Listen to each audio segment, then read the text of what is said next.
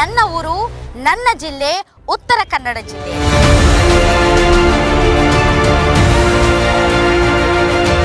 ಪಕ್ಷ ಅಥವಾ ಏನು ಬಿಜೆಪಿ ಹೇಳ್ತಕ್ಕಂತಿದ್ದಾರೆ ಅವ್ರಿಗೆ ಇನ್ನೂ ಕೂಡ ಧರ್ಮಕ್ಕೆ ಬೆಂಕಿ ಹಚ್ಚಿ ರಾಜಕಾರಣ ಮಾಡ್ತಾ ಇದ್ದಾರೆ ಬಿಟ್ರೆ ನಾವು ಉತ್ತರ ಕನ್ನಡ ಜಿಲ್ಲೆಗೆ ಹೀಗೆ ಮಾಡ್ತಾ ಹೇಳ್ತಕ್ಕಂಥ ಯಾವುದು ಕೂಡ ಅವರು ಸ್ಪೆಸಿಫಿಕ್ ಆಗಿ ಮೆನ್ಷನ್ ಮಾಡಿಲ್ಲ. ನಮ್ಮಿಂದ ಆರಿಸೋದವರು ಗೊಡ್ಸೇ ಇಲ್ಲ ಅವರಿಗೆ ಇಲ್ವಾ? ಇಲ್ಲ ಸರ್ ಮತ್ತೆ ಎಲೆಕ್ಷನ್ ಬಂದಿದೆ ಸರ್. ಸೊ ಹೆಂಗಿದೆ ಬಿಸಿ? ಅಷ್ಟೇನು ಎಲೆಕ್ಷನ್ ಅದು ಉತ್ಸಾಹ ಏನು ಕಾಣ್ತಾ ಇಲ್ಲ. ನಮ್ಗೆ ಅಭಿವೃದ್ಧಿ ಬೇಕಾಗಿಲ್ಲ, ನಮ್ಗೆ ಬೇರೆ ಯಾವ ವಿಚಾರಗಳು ಬೇಕಾಗಿಲ್ಲ. ನಮ್ಗೆ ಎಲೆಕ್ಷನ್ ನಡೆಯೋದು ಹಿಂದುತ್ವದ ಆಧಾರದ ಮೇಲೆ ಅಷ್ಟೇ. ಗ್ಯಾರಂಟಿ ಗ್ಯಾರಂಟಿ ಗ್ಯಾರಂಟಿ, ಇದು ಗ್ಯಾರಂಟಿ ನ್ಯೂಸ್. ಸುದ್ದಿ ಖಚಿತ, ನ್ಯಾಯ ನಿಶ್ಚಿತ. ವೀಕ್ಷಕರೇ, ನಾನಿದ್ದೇನೆ ನನ್ನ ಊರು ನನ್ನ ಜಿಲ್ಲೆ ಉತ್ತರ ಕನ್ನಡ ಜಿಲ್ಲೆಯಲ್ಲಿ. ಎಸ್, ಉತ್ತರ ಕನ್ನಡ ಲೋಕಸಭಾ ಕ್ಷೇತ್ರದ ಗ್ರೌಂಡ್ ರಿಪೋರ್ಟ್ ಅನ್ನು ಇಡೋದಕ್ಕೆ ನಾನಿದ್ದೇನೆ. ನೀವು ನೋಡಬಹುದು, ನನ್ನ ಹಿಂಬದಿಯಲ್ಲಿ ಕುಳಿತಿದ್ದಾನೆ ಶಿವಪ್ಪ. ಎಸ್, ನಾನಿದ್ದೇನೆ ಉತ್ತರ ಕನ್ನಡ ಜಿಲ್ಲೆ ಮುರುಡೇಶ್ವರದಲ್ಲಿ. ಮುರುಡೇಶ್ವರ ಸೇರಿದಂತೆ ಉತ್ತರ ಕನ್ನಡ ಜಿಲ್ಲೆ ಭೌಗೋಳಿಕವಾಗಿ ತುಂಬ ದೊಡ್ಡ ವಿಸ್ತೀರ್ಣವುಳ್ಳಂತಹ ಜಿಲ್ಲೆ. ಇಲ್ಲಿ ನಿಮಗೆ ಪ್ರವಾಸಿ ತಾಣಗಳು ಸಿಗುತ್ತದೆ. ಅದೇ ರೀತಿ ವೀಕ್ಷಕರೇ, ದೊಡ್ಡ ದೊಡ್ಡ ದೇವಸ್ಥಾನಗಳು ಸಿಗುತ್ತವೆ, ಪ್ರೇಕ್ಷಣೀಯ ಸ್ಥಳಗಳು ಸಿಗುತ್ತವೆ. ಅದೇ ರೀತಿ ಸಮುದ್ರವೂ ಸಿಗುತ್ತೆ. ಅಂದರೆ ಕರಾವಳಿ ತೀರ ಪ್ರದೇಶದಿಂದ ಹಿಡಿದು ಮಲೆನಾಡಿನ ಪ್ರಕೃತಿ ಸೊಬಗಿನಿಂದ ಕೂಡಿದಂತಹ ದಟ್ಟ ಅರಣ್ಯಗಳು, ಜಲಪಾತಗಳು, ನದಿಗಳು. ಅಬ್ಬಬ್ಬಾ, ನಮ್ಮ ಉತ್ತರ ಕನ್ನಡ ಜಿಲ್ಲೆ ಧರೆಯ ಮೇಲೆ ಇರುವಂತಹ ಸ್ವರ್ಗ. ಇಂತಹ ಸ್ವರ್ಗವೆಂಬಂತಹ ಪುಣ್ಯ ನಾಡಿನಲ್ಲಿ ಹುಟ್ಟಿದಂತಹ ನಾನು ಎಷ್ಟೋ ಧನ್ಯಳು. ಸೊ ಇಂತಹ ಉತ್ತರ ಕನ್ನಡ ಜಿಲ್ಲೆ ಎಲ್ಲ ಪ್ರವಾಸಿಗರ ಅದ್ಭುತ ಮೆಚ್ಚಿನ ತಾಣ. ತಾವು ನೋಡಬಹುದು, ಎಷ್ಟೊಂದು ಪ್ರವಾಸಿಗರು ಉತ್ತರ ಕನ್ನಡ ಜಿಲ್ಲೆಗೆ ಬರುತ್ತಾರೆ. ಹಾಗೆ ನೋಡಿದರೆ ಕರ್ನಾಟಕದಲ್ಲಿ ಅತಿ ಹೆಚ್ಚು ಪ್ರವಾಸಿ ತಾಣಗಳನ್ನು ಹೊಂದಿರುವ ಜಿಲ್ಲೆ ಅಂತಂದರೆ ಅದು ಉತ್ತರ ಕನ್ನಡ ಜಿಲ್ಲೆ. ಹೀಗಾಗಿ ಉತ್ತರ ಕನ್ನಡ ಜಿಲ್ಲೆ ಬಹಳನೇ ಕರ್ನಾಟಕದಲ್ಲಿ ತನ್ನದೇ ಆದಂತಹ ವಿಶಿಷ್ಟ ಛಾಪನ್ನು ಮೂಡಿಸಿದೆ.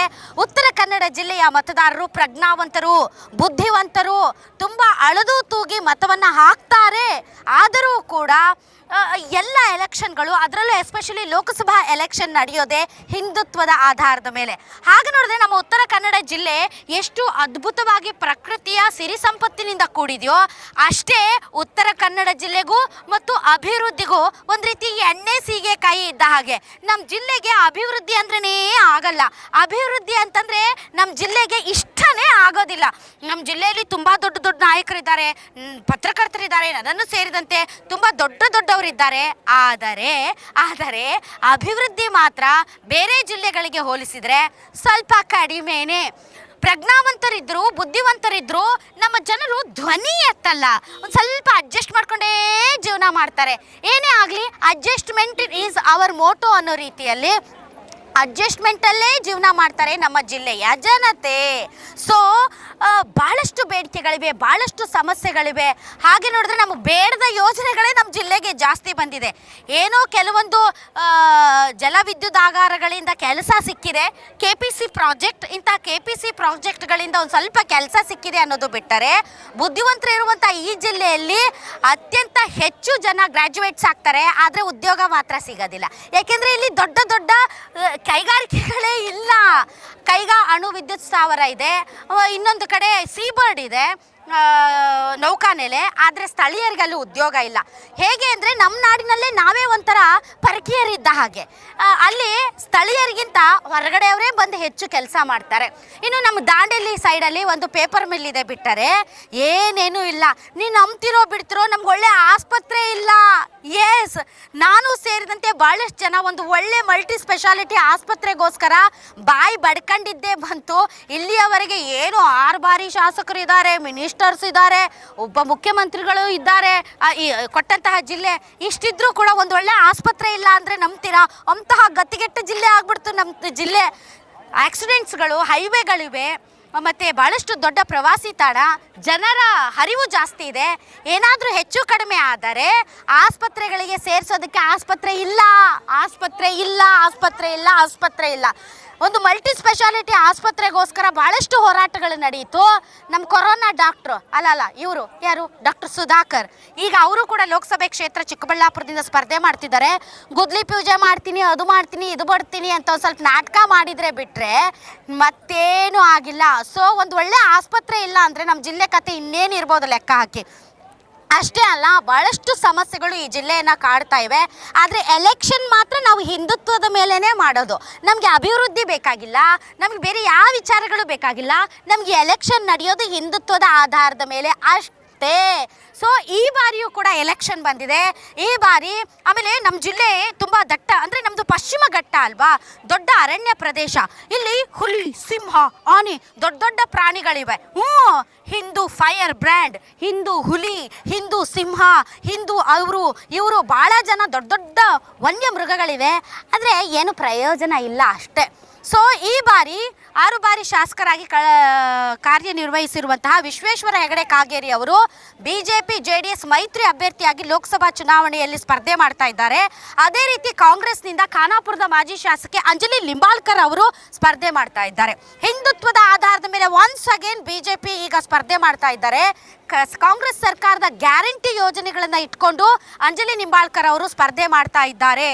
ಸೊ ಈ ಬಾರಿ ಒಂದು ರೀತಿ ಟಫ್ ಫೈಟ್ ಅಂತ ಹೇಳಲಾಗ್ತಾ ಇದೆ. ಅಂಜಲಿ ಲಿಂಬಾಳ್ಕರ್ ಅವರು ಖಾನಾಪುರದವರು ಆದರೂ ಕೂಡ, ಅಂದರೆ ಉತ್ತರ ಕನ್ನಡ ಜಿಲ್ಲೆಯಲ್ಲಿ ಖಾನಾಪುರ ಮತ್ತು ಬೆಳಗಾವಿಯ ಕಿತ್ತೂರು ಭಾಗದ ಒಂದು ಕ್ಷೇತ್ರ ಇದೆ. ಸೊ ಹೀಗಾಗಿ ಅಂದರೆ ಉತ್ತರ ಕನ್ನಡ ಜಿಲ್ಲೆ ಅಲ್ಲದವರಿಗೆ ಮೊದಲ ಬಾರಿಗೆ ಟಿಕೆಟ್ ಕೊಡ್ತಾ ಇರೋದು. ಅದೇ ರೀತಿ ಭಾಳಷ್ಟು ಬಣಗಳಿವೆ BJPಯಲ್ಲಿ. ಶಿವರಾಮ್ ಅವರು ಯಾವ ಕಡೆ ಹೋಗ್ತಾರೋ ಗೊತ್ತಾಗ್ತಾ ಇಲ್ಲ, ಯಲ್ಲಾಪುರದ ಶಾಸಕರು. ಮತ್ತೊಂದು ಕಡೆ ನಮ್ಮ ಇವರು ಯಾರು ಅನಂತಕುಮಾರ್ ಹೆಗಡೆ ಅವರಂತೂ ಸಿಕ್ಕಾಪಟ್ಟೆ, ಅವರು ಫೈರ್ ಬ್ರ್ಯಾಂಡು, ಫೈರ್ಫುಲ್ ಆಗೇ ಇದ್ದಾರೆ. ಕಾಗೇರಿ ಅವ್ರ ಪರವಾಗಿ ಏನು ಕೆಲಸ ಮಾಡ್ತಾ ಇಲ್ಲ ಅಂತ ಹೇಳ್ತಾ ಇದ್ದಾರೆ. ಒಂದು ಕಡೆ BJPಗೆ ಬಣ ರಾಜಕೀಯ ಮುಳುವಾದರೆ ಮೋದಿ ಅವರ ಫ್ಯಾಕ್ಟರ್ ಏನಿದೆ, ಮೋದಿ ಅವರು ಕೂಡ ಬಂದು ಹೋಗಿದ್ದಾರೆ ಶಿರಸಿಗೆ. ಸೊ ಮೋದಿ ಅವರ ಫ್ಯಾಕ್ಟರ್ ಏನಿದೆ ಅದು ವಿಶ್ವೇಶ್ವರ ಹೆಗಡೆ ಕಾಗೇರಿ ಅವರಿಗೆ ಪ್ಲಸ್ ಆಗ್ಬೋದು ಅಂತ ಹೇಳ್ತಾ ಇದ್ದಾರೆ. ಮತ್ತೊಂದು ಕಡೆ ಅಂಜಲಿ ಲಿಂಬಾಳ್ಕರ್ ಅವರಿಗೆ ಈ BJPಯ ಬಣ ರಾಜಕೀಯ ಪ್ಲಸ್ ಪಾಯಿಂಟ್ ಆದರೆ ಕಾಂಗ್ರೆಸ್ನ ಗ್ಯಾರಂಟಿಗಳು ಪ್ಲಸ್ ಪಾಯಿಂಟ್ ಆಗ್ಬೋದು ಅಂತ ಹೇಳಲಾಗ್ತಿದೆ. ಬಟ್ ಹೊರಗಿನವರು ಅನ್ನುವಂತಹ ಒಂದು ಅಭಿಪ್ರಾಯ ಇದೆ. ಏನೇ ಆಗಲಿ, ಅತಿ ದೊಡ್ಡ ಜಿಲ್ಲೆ, ಅತಿ ಹೆಚ್ಚು ಸಮಸ್ಯೆಗಳು, ಇದರ ಮಧ್ಯೆ ಜನಾಭಿಪ್ರಾಯ ಹೇಗಿದೆ ಅನ್ನೋದನ್ನು ತಿಳಿಸೋದಕ್ಕೆ ನಾನು ಇವತ್ತು ಉತ್ತರ ಕನ್ನಡ ಜಿಲ್ಲೆಗೆ ಬಂದಿದ್ದೇನೆ ವೀಕ್ಷಕರೇ. ನಮ್ಮ ಜಿಲ್ಲೆ ಎಷ್ಟು ಸಂಪದ್ಭರಿತವೋ ಸಮಸ್ಯೆಗಳು ಕೂಡ ಅಷ್ಟೇ ಜಾಸ್ತಿ ಸಂಪದ್ಭರಿತವಾಗಿಯೇ ಇವೆ. ಸಿಕ್ಕಾಪಟ್ಟೆ ಬಿಸಿಲು, ಧಗೆ, ಮೇಕಪ್ ಎಲ್ಲ ಕಿತ್ಕೊಂಡು ಹೋಗ್ತಾ ಇದೆ, ಅಷ್ಟರ ಮಟ್ಟಿಗೆ ಬಿಸಿಲಿದೆ. ಬಟ್ ಎನಿಹೌ ನಮ್ಮ ಜಿಲ್ಲೆಯ ರಾಜಕೀಯ ಚಿತ್ರಣವನ್ನು ನಿಮ್ಮ ಮುಂದೆ ಇಡ್ತೀವಿ, ಬನ್ನಿ ಹೋಗೋಣ.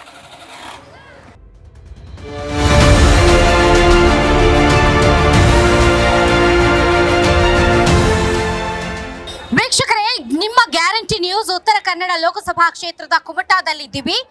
ಕುಮಟಾ ಭಾರಿ world famous because Uttara Kannada Lok Sabha ಕ್ಷೇತ್ರದಲ್ಲಿ, ಅದರಲ್ಲೂ ಕೂಡ ಕುಮಟಾದಲ್ಲಿ ಒಂದು ಮಲ್ಟಿ ಸ್ಪೆಷಾಲಿಟಿ ಆಸ್ಪತ್ರೆಗೆ ಸಂಬಂಧಪಟ್ಟಂತೆ ಅತಿ ದೊಡ್ಡ ಹೋರಾಟದ ಕೂಗು ಕೇಳಿ ಬಂದಿತ್ತು. ಮತ್ತು ಇಲ್ಲಿ ಈ ಉತ್ತರ ಕನ್ನಡದಲ್ಲಿ ಮಲ್ಟಿ ಸ್ಪೆಷಾಲಿಟಿ ಆಸ್ಪತ್ರೆಯ ಹೋರಾಟ ಸಮಿತಿ ಕೂಡ ನಿರ್ಮಾಣ ಆಯಿತು. ಅದರ ಪ್ರತಿಫಲ ಎನ್ನುವಂತೆ ಅಥವಾ ಫಲಶ್ರುತಿ ಎನ್ನುವಂತೆ ಹಿಂದೆ ಇದ್ದಂತಹ BJP ಸರ್ಕಾರ ಒಂದು ಅಟೆಂಪ್ಟ್ ಮಾಡಿತ್ತು, ಆದರೆ ಅದು ಟೊಸ್ ಅಂತ ಫೇಲ್ ಆಗೋಯ್ತು. ಆದರೆ ಮಲ್ಟಿ ಸ್ಪೆಷಾಲಿಟಿ ಆಸ್ಪತ್ರೆಯ ಆ ಕೂಗಾಗಿಯೇ ಉಳಿದಿದೆ ಹೊರತು ಅದೊಂದು ರೀತಿ ಆರ್ತನಾದ ಅಂತ ಯಾರು ಕೇಳಿಸ್ಕೊಳ್ಳಲ್ಲ. ಬಿಕಾಸ್ ನಮ್ಮಲ್ಲಿರೋ ನಾಯಕರಿಗೆ ಅಷ್ಟು ದಮ್ಮು ತಾಕತ್ತು ಇಲ್ಲ. ಇಲ್ಲಿಯ ಜನರ ಕೂಗನ್ನ ಕೇಳಿಸಿಕೊಂಡು ಜನರಿಗೆ ಏನು ಬೇಕೋ ಅದನ್ನ ಮಾಡುವಂತ ಶಕ್ತಿ ಸಾಮರ್ಥ್ಯ ಇಲ್ಲಿನ ನಾಯಕರು ಕಳ್ಕೊಂಡಿದ್ದಾರೆ ಅಂತ ಹೇಳಿದ್ರೆ ತಪ್ಪಾಗ್ಲಿಕ್ಕಿಲ್ಲ. ಆದ್ರೆ ಮತ್ತೊಂದು ಎಲೆಕ್ಷನ್ಗೆ ನಾವು ರೆಡಿ ಆಗಿದ್ದೇವೆ, ನಮ್ಮ ಸಮಸ್ಯೆಗಳನ್ನ ಒಡಲಲ್ಲಿ ಇಟ್ಕೊಂಡು. ಆಮೇಲೆ ನಮ್ಮ ಜನ ಕೂಡ ತುಂಬಾ ಏನು ಬೇರೆ ಜಿಲ್ಲೆಗಳಲ್ಲಿ, ಈಗ ದಕ್ಷಿಣ ಕರ್ನಾಟಕದ ಮಂಡ್ಯ ಆಗಿರ್ಬೋದು, ಮೈಸೂರು ಆಗಿರ್ಬೋದು, ತುಮಕೂರು ಆಗಿರ್ಬೋದು, ಈ ಭಾಗದ ಜನ ಹೆಂಗೆ ಕೊರಳು ಪಟ್ಟಿ ಇಟ್ಕೊಂಡು ಕೇಳ್ತಾರೆ ತಮ್ಮ ಸಮಸ್ಯೆಗಳಿಗೆ ಪರಿಹಾರ ಕೊಡ್ರೆ ಆವಾಗ ನೆಟ್ಟಗೋಟಾಗ್ತೀವಂತ, ಆ ಥರ ಕೇಳೋ ಜನ ಅಲ್ಲ ನಾವು. ಉತ್ತರ ಕನ್ನಡ ಜಿಲ್ಲೆಯ ಜನ ಭಾರಿ ಸಮಾಧಾನ ಮತ್ತು ಭಾಳ ಒಂಥರ ಅಡ್ಜಸ್ಟ್ಮೆಂಟ್ ಮಾಡ್ಕೊಂಡು ಜೀವನ ಮಾಡೋಂಥವ್ರು ನಾವು. ಬಟ್ ಆದರೂ ಈಗ ಜನ ಎಚ್ಚೆತ್ಕೊಳ್ತಾ ಇದ್ದಾರೆ, ತಮ್ಮ ವಾಯ್ಸನ್ನು ರೇಸ್ ಮಾಡ್ತಾ ಇದ್ದಾರೆ. ಸೊ ಈ ಒಂದು ಎಲೆಕ್ಷನ್ಗೆ ಸಂಬಂಧಪಟ್ಟಂತೆ ಜನ ಏನನ್ನ ಬಯಸ್ತಾರೆ ಕುಮಟಾ ಜನ, ಬನ್ನಿ ಕೇಳೋಣ. ಸರ್ ನಮಸ್ತೆ. ಸರ್, ತಾವು ಮಲ್ಟಿ ಸ್ಪೆಷಾಲಿಟಿ ಆಸ್ಪತ್ರೆ ಹೋರಾಟ ಸಮಿತಿಯಲ್ಲಿ ಇದ್ದವರು, ಸಿಕ್ಕಾಪಟ್ಟೆ ಹೋರಾಟವನ್ನು ಕೂಡ ಮಾಡಿದ್ರಿ. ಬಟ್ ನಾನು ಲೇಟರ್ ಆನ್ ಸರ್, ಅಲ್ಲಿ ಆಸ್ಪತ್ರೆ ಆಗಿದೆಯಲ್ಲ ಕುಮಟಾದಲ್ಲಿ, ಅದು ಹೆಂಗಾಗಿದೆ, ಎಷ್ಟು ಎತ್ತರಕ್ಕೆ ಆ ಬಿಲ್ಡಿಂಗ್ ಕಟ್ಟಿದ್ದಾರೆ ಅನ್ನೋದನ್ನ ನಾನು ಆಮೇಲೆ ತೋರಿಸ್ತೀನಿ ನಮ್ಮ ಜನರಿಗೆ. ಬಟ್ ಸರ್, ಎಲ್ಲಿವರೆಗೆ ಬಂತು ಸರ್ ನಿಮ್ಮ ಹೋರಾಟ? ನಮ್ಮ ಹೋರಾಟ ಇನ್ನೂ ಜೀವಂತ ಇದೆ. ಆದರೆ ಕಳೆದ ಚುನಾವಣೆಯಲ್ಲಿ ಜನಪ್ರತಿನಿಧಿಗಳು ಆಗುವಂಥವ್ರು ಮತ್ತು ಈಗಾಗಲೇ ನಾವು ಕರ್ನಾಟಕ ಸರ್ಕಾರವನ್ನು ಮಾಡ್ತೀವಿ ಹೇಳ್ತಕ್ಕಂಥ ಆಶ್ವಾಸನೆ ಕೊಟ್ಟಂಥ ಜನ ನಮ್ಮ ಉತ್ತರ ಕನ್ನಡ ಜಿಲ್ಲೆಯ ಜನರ ಕಣ್ಣೊರೆಸೋ ಸಲುವಾಗಿ ನಾವು ಕುಮಟಾದಲ್ಲಿ 4 ಮಲ್ಟಿ ಸ್ಪೆಷಾಲಿಟಿ ಹಾಸ್ಪಿಟಲ್ ಸಲುವಾಗಿ 4 ಸ್ಥಳವನ್ನು ಆಯ್ಕೆ ಮಾಡಿದರು.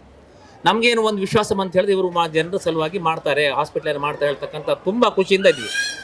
ಕೊನೆಗೆ ಮುಖ್ಯಮಂತ್ರಿಗಳು ಸನ್ಮಾನ್ಯ ಬಸವರಾಜ ಬೊಮ್ಮಾಯಿ ಅವರು ಮುಖ್ಯಮಂತ್ರಿಗಳಾಗಿದ್ದರು, ಸುಧಾಕರ್ ಅವರು ವೈದ್ಯಕೀಯ ಮಂತ್ರಿಗಳಾಗಿದ್ದರು, ಕೋಟಾ ಶ್ರೀನಿವಾಸ ಪೂಜಾರಿ ಅವರು ಉತ್ತರ ಕನ್ನಡ ಜಿಲ್ಲೆಯ ಉಸ್ತುವಾರಿಗಳಾಗಿದ್ದರು. ಅವ್ರು 3 ಜನಕ್ಕೆ ನಾವು ಭೇಟಿಯಾಗಿ ನಮ್ಮ ಮನವಿಯನ್ನು ಸಲ್ಲಿಸಿದ್ವಿ.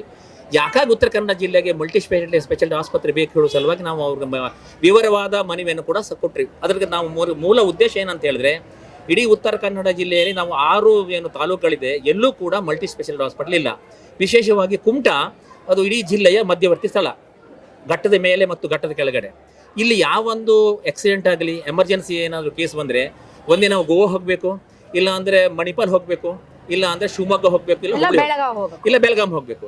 ಇಂಥ ಪರಿಸ್ಥಿತಿಯಲ್ಲಿ ಗೋಲ್ಡನ್ ಅವರ್ಸಲ್ಲಿ ಏನಿದೆ ಅಷ್ಟರೊಳಗಡೆ ನಾವು ಟ್ರೀಟ್ಮೆಂಟ್ ನಮ್ಮ ರೋಗಿ ಕೊಡದೆ ಹೋದರೆ ಅವರು ತಾವು ಜೀವಂತವಾಗಿ ಭೂಮಿಯಲ್ಲಿ ಇರೋದಿಲ್ಲ. ಅದನ್ನೆಲ್ಲ ನಮ್ಮ ಜನಪ್ರತಿನಿಧಿಗಳು ತಿಳಿಸಿ ಹೇಳಿದಾಗಲೂ ಕೂಡ ಕೇವಲ ಜನರ ಕಣ್ಣೊರೆಸೋ ಸಲುವಾಗಿ ಮಾತ್ರ ಅವರು ಒಂದು ಸ್ಟೇಟ್ಮೆಂಟನ್ನು ವಿಧಾನಸೌಧ ಅಧಿವೇಶನ ತಂದರು. ಆದರೆ ನಾನೊಂದು ಪ್ರಶ್ನೆ ಇದ್ರ ಮುಖಾಂತರ ಕೇಳ್ತಿದ್ದೇನೆ, ತಮ್ಮ ವಾಹಿನಿ ಮುಖಾಂತರ, ನಿಮ್ಮ ಪರ್ಸನಲ್ ಕೆಲಸವನ್ನು ಮಾಡ್ಕೊ ಬರ್ತಿಲ್ವೇ? ಅದೇ ಸಾಧ್ಯ ಆಗ್ತದೆ ನಿಮಗೆ ಜನಪ್ರತಿನಿಧಿಗಳಿಗೆ? ಸಾರ್ವಜನಿಕ ಕೆಲಸ ಯಾಕೆ ನಿಮ್ಮ ಹತ್ರ ಆಗ್ತಾ ಇಲ್ಲ? ಅಲ್ಲ ಸರ್, ಈಗ ಕಾಗೇರಿ ಸಾಹೇಬರು ಸ್ಪೀಕರ್ ಆಗಿದ್ರು ನೀವು ಹೋರಾಟ ಮಾಡಿದಂತಹ ಸಂದರ್ಭದಲ್ಲೇ. ಆಮೇಲೆ ನಮ್ಮ ಒಂದು ಉತ್ತರ ಕನ್ನಡ ಜಿಲ್ಲೆಯ ಪರವಾಗಿ ನಮ್ಮ ಭಾಗದ ಕೆಲ ಶಾಸಕರು ಫೋರ್ಸ್ಫುಲಿ ಎದ್ದು ನಿಂತು ಮಾತಾಡಬೇಕಾದಂತಹ ಪರಿಸ್ಥಿತಿ ಬಂತು. ಒಬ್ಬ ಸ್ಪೀಕರ್ ಆಗಿ ಅವರು ಉತ್ತರ ಕನ್ನಡ ಜಿಲ್ಲೆಗೆ ಮಲ್ಟಿ ಸ್ಪೆಷಾಲಿಟಿ ಆಸ್ಪತ್ರೆಗೆ ಸಂಬಂಧಪಟ್ಟಂತೆ ಅವರು ಏನ್ ಬೇಕಾದ್ರೂ ಮಾಡಬಹುದಾಗಿತ್ತು. ಶಾಸಕರಿಗಾಯ್ತು, ಮಂತ್ರಿಗಳಿಗಾಯ್ತು, ಅವರು ಡೈರೆಕ್ಷನ್ ಕೊಡ್ಬಹುದಾಗಿತ್ತು. ಈಗ ಮತ್ತೆ ಎಲೆಕ್ಷನ್ಗೆ ನಿಂತಿದ್ದಾರೆ. ಅವರು ಬರೋದೆಲ್ಲ ಬರ್ಲಿ, ನಮ್ಮ ಶಿರ್ಸಿಗೆ ಇರ್ಲಿ ಅನ್ನುವಂಥ ಆಟಿಟ್ಯೂಡ್ ಅವ್ರಿಗಿದೆ. ಸೊ ಇಂತಹ ಸಂದರ್ಭದಲ್ಲಿ ಮತ್ತೆ ಅವರು ಎಲೆಕ್ಷನ್ಗೆ ನಿಂತ್ಕೊಂಡಿದ್ದಾರಲ್ಲ ಸರ್, ಏನ್ ಅನ್ಸುತ್ತೆ? ಈಗ ನಾವು ವೈಯಕ್ತಿಕವಾಗಿ ಹೇಳದೆ ಇದ್ರು ಕೂಡ ಸಾಂದರ್ಭಿಕವಾಗಿ ಈ ವಿಚಾರನ ನಮ್ಮ ಜನತೆ ಮುಂದೆ ಇಡಲೇಬೇಕಾಗ್ತದೆ. ಆಸ್ ಅ ಸ್ಪೀಕರ್ ಆಗಿ ಎಲ್ಲ ಮಂತ್ರಿಗಳ ಒಂದು ಸಹಕಾರ ಅವ್ರಿಗೆ ಇರ್ತದೆ, ಎಲ್ಲ MLAಗಳ ಸಹಕಾರ ಕೂಡ ಇರ್ತದೆ. ಅವರು ಮನಸ್ಸು ಮಾಡದಿದ್ದರೆ ಆವಾಗಲೇ ನಮ್ಮ ಕುಮಟಾದಲ್ಲಿ ಮಲ್ಟಿ ಸ್ಪೆಷಾಲಿಟಿ ಹಾಸ್ಪಿಟಲ್ ತಲೆ ಎತ್ತಾ ಇತ್ತು. ಈಗ ಅವ್ರು ನಾವು ಜನ ಮತ್ತು ಅಧಿಕಾರಿಗಳು ತೋರಿಸಂಥ ಜಾಗ ಖಾಲಿ ಬ್ಯಾಂಡಾಗಿ ಹಾಗೆ ನಿಂತಿದೆ, ಇನ್ನೂ ತನಕ ಏನು ಮಾಡಿಲ್ಲ. ಆದರೆ ನಮ್ಮ ಕಾಗೇರಿಯವ್ರ ಬಗ್ಗೆ ಹೇಳಬೇಕಂತ ಹೇಳಿದ್ರೆ, ಉತ್ತರ ಕನ್ನಡ ಜಿಲ್ಲೆಯನ್ನು ಶೈಕ್ಷಣಿಕವಾಗಿ 2 ಜಿಲ್ಲೆಗಳನ್ನಾಗಿ ಒಡೆದಂಥ ಶ್ರೇಯಸ್ ಹೋಗ್ಬೇಕಾದ್ರೆ ಅವ್ರು ಹೋಗ್ತಾ ಇದೆ. ಇನ್ನು ಕೆಲವಷ್ಟು ಏನು ಮಾಡಿದ್ರು ಕೂಡ ತಾವು ಹೇಳಿದ ಹಾಗೆ ಏನು ಬಂದರೂ ಸಿರ್ಸಿ ಮಾತ್ರ ಅವ್ರು ಕಾಣ್ತೀವಿ ಅನ್ನೋ ಬಿಟ್ಟರೆ ನಮ್ಮ ಉತ್ತರ ಕನ್ನಡ ಜಿಲ್ಲೆ ಎಲ್ಲ ಯಾವ ತಾಲೂಕು ಕೂಡ ಅವ್ರು ಕಣ್ಣಿಗೆ ಕಾಣ್ತಾ ಇಲ್ಲ. ಅದರ ಉದ್ದೇಶ ಏನಂತ ಗೊತ್ತಾಗ್ತಾ ಇಲ್ಲ. ಅವರು ಮನಸ್ಸು ಮಾಡಿದರೆ ಮುಂದೊಂದು ದಿನ ತಾನು MP ನಿಲ್ಬೇಕಿರ್ತಕ್ಕಂಥ ವಿಚಾರ ಅವರಲ್ಲಿ ಇದ್ದೇ ಆಗಿದ್ರೆ ಅವರು ಎಲ್ಲ ತಾಲೂಕುಗಳನ್ನು ಸರಿಸಮಾನವಾಗಿ ನೋಡಿ ಸರಿಸಮಾನವಾದ ಒಂದು ಫೆಸಿಲಿಟೀಸನ್ನು ಕೊಡ್ತಕ್ಕಂಥ ವ್ಯವಸ್ಥೆ ಮಾಡಬೇಕಾಗಿತ್ತು. ಈಗ ಪರಿಸ್ಥಿತಿ ಏನಾಗಿದೆ ಅಂತ ಹೇಳಿದ್ರೆ, ಇವರು ಉತ್ತರ ಕನ್ನಡ ಜಿಲ್ಲೆಯವರಾಗಿ ಸ್ಪೀಕರಾಗಿ ಕೆಲಸ ಮಾಡಿದಂಥವರು ನಮ್ಮ ಜಿಲ್ಲೆ ಉತ್ತರ ಕನ್ನಡ ಜಿಲ್ಲೆ ಉತ್ತರ ಕಾಣದ ಜಿಲ್ಲೆಯಾಗಿ ಮಾಡದಲ್ಲಿ ಶ್ರೇಯಸ್ ಹೋಗ್ಬೇಕಂತ ನಾವು ಕಾಗೇರವನ್ನೇ ಬೆಟ್ ಮಾಡಿ ಕಾಣಿಸ್ಬೇಕಾಗ್ತದೆ. ಅವರು ತಮ್ಮ ಜವಾಬ್ದಾರಿಯಿಂದ ಕೇವಲ ನುಡಿಸ್ಕೊಳ್ಳುವಂತ ಮಾತಾಡ್ತಾರೆ ಬಿಟ್ರೆ ವಾಸ್ತವಿಕವಾಗಿ ಏನು ಬೇಕು ನಮ್ಮ ಜಿಲ್ಲೆಗೆ ಅಥವಾ ನಮ್ಮ ತಾಲೂಕಿಗೆ ಏನು ಬೇಕು ನಾವು ಹೇಳ್ತಕ್ಕಂಥ ಪರಿಜ್ಞಾನ ಇದ್ರೂ ಕೂಡ ಈಗ 2 ವಿಚಾರ ಮೇಡಮ್. ಒಂದು, ಕೆಲವಷ್ಟು ಪರಿಜ್ಞಾನ ಇರೋದಿಲ್ಲ. ಇವರಿಗೆಲ್ಲ ಪರಿಜ್ಞಾನ ಇದ್ದುಕೊಂಡು ಇವರು ಈ ರೀತಿ ನಮಗೆ ಉತ್ತರ ಕನ್ನಡ ಜಿಲ್ಲೆಗೆ ಯಾವ ಅಭಿವೃದ್ಧಿ ಕೆಲಸ ಕೈ ಜೋಡಿಸ್ತಾ ಇಲ್ಲ. ಅಲ್ಲ ಸರ್, ಈಗ ಅಂಜಲಿ ನಿಂಬಾಳ್ಕರ್ ಅವರು ಬೇಸಿಕಲಿ ಆ ಕಡೆ ಖಾನಾಪುರದವರು, ಅವರು ಖಾನಾಪುರದ ಶಾಸಕಿ ಆಗಿದ್ದಂಥವ್ರು. ಈಗ ಅವರು ಕಾಂಗ್ರೆಸ್ ಪಾರ್ಟಿಯಿಂದ ಸ್ಪರ್ಧೆ ಮಾಡ್ತಾ ಇದ್ದಾರೆ. ಅಂದ್ರೆ ಉತ್ತರ ಕನ್ನಡ ಜಿಲ್ಲೆಯ ಬಗ್ಗೆ ಗೊತ್ತಿದ್ದು, ಅದರ ಸಮಸ್ಯೆಗಳನ್ನ ತಿಳಿದಿದ್ದು, ಅದಕ್ಕೆ ಒಂದು ಪರಿಹಾರವನ್ನು ಕೊಡುವ ನಿಟ್ಟಿನಲ್ಲಿ ಈ ಭಾಗದ ನಾಯಕರುಗಳೇ ಎಡವಿರುವಾಗ ಈಗ ಅಂಜಲಿ ನಿಂಬಾಳ್ಕರ್ ಅವ್ರ ಮೇಲೆ ನಾವು ಹೊಸದಾದಂತಹ ಆಸೆಯನ್ನ ಇಟ್ಕೊಳ್ಳಕ್ಕೆ ಸಾಧ್ಯ ಇದೆಯಾ? ಮನಸ್ಸು ಮಾಡಿದ್ರೆ ಮನುಷ್ಯನಿಗೆ ಯಾವ್ದು ಅಸಾಧ್ಯ ಆಗ್ತಕ್ಕಂಥ ಯಾವುದೂ ಇಲ್ಲ. ಅದನ್ನು ನಮ್ಮ ಅನೇಕ ಮಂತ್ರಿಗಳು ಕೂಡ ಮಾಡಿ ಕಾಣಿಸಿದ್ದಾರೆ. ಈ ಮಂಡ್ಯ, ಮೈಸೂರು, ನಮ್ಮ ಆ ಸೈಡ್ ಕರ್ನಾಟಕದಲ್ಲಿ ಕೆಲಸ ಮಾಡ್ತಾ ಇಲ್ವಾಗ ಕೋಟ್ಯಾಂತರ ರೂಪಾಯಿಯನ್ನ ಕೆಲಸ ಮಾಡ್ತಿದ್ದಾರೆ. ಅಲ್ಲೇ ಸರ್, ಕೆಲಸ ಯಾಕೆ ಮಾಡ್ತಾ ಇದ್ದಾರೆ ಅಂದ್ರೆ ಸರ್, ನಮ್ ತರ ಜನ ಅಲ್ಲ ಅವರು ನೀನ್ ನಮ್ಮ ಊರೊಳಗೆ ಬರ್ತೀಯಾ, ಫಸ್ಟ್ ನಮ್ಮ ಊರಲ್ಲಿ ಇರೋದು ಎಲ್ಲ ಸರಿ ಮಾಡು, ಪರಿಹಾರ ಕೊಡು, ಆಮೇಲೆ ನೀನು ಒಳಗ್ ಕಾಲಿಡು ಅಂತಾರೆ. ನೀನು ಮುಖ್ಯಮಂತ್ರಿ ಆದ್ರೂ ಪರವಾಗಿಲ್ಲ, ನೀನ್ ಮಂತ್ರಿ ಆದ್ರೂ ಪರವಾಗಿಲ್ಲ, ನೀನ್ ಏನಾದ್ರೂ ಪರವಾಗಿಲ್ಲ, ಫಸ್ಟ್ ಕೆಲಸ ಮಾಡಿ ಒಳಗಡೆ ಬಾ ಅಂತಾರೆ. ನಮ್ ಜನರ ತರ ನೀವು ಒಬ್ರು ಮಾತಾಡಿದ್ರೆ ಆಗಾಗುತ್ತಾ ಸರ್? ನಮ್ಮಲ್ಲಿ ಬೇಕಾಗಿರೋದು ಹಿಂದುತ್ವ ಅಷ್ಟೇ. ಅದು ಬಿಟ್ರೆ ನಮ್ಮ ಜಿಲ್ಲೆಗೂ ಅಭಿವೃದ್ಧಿಗೂ ಒಂದು ರೀತಿ ಎಣ್ಣೆ ಸಿಗಕಾಯಿ ಇದ್ದಂಗೆ.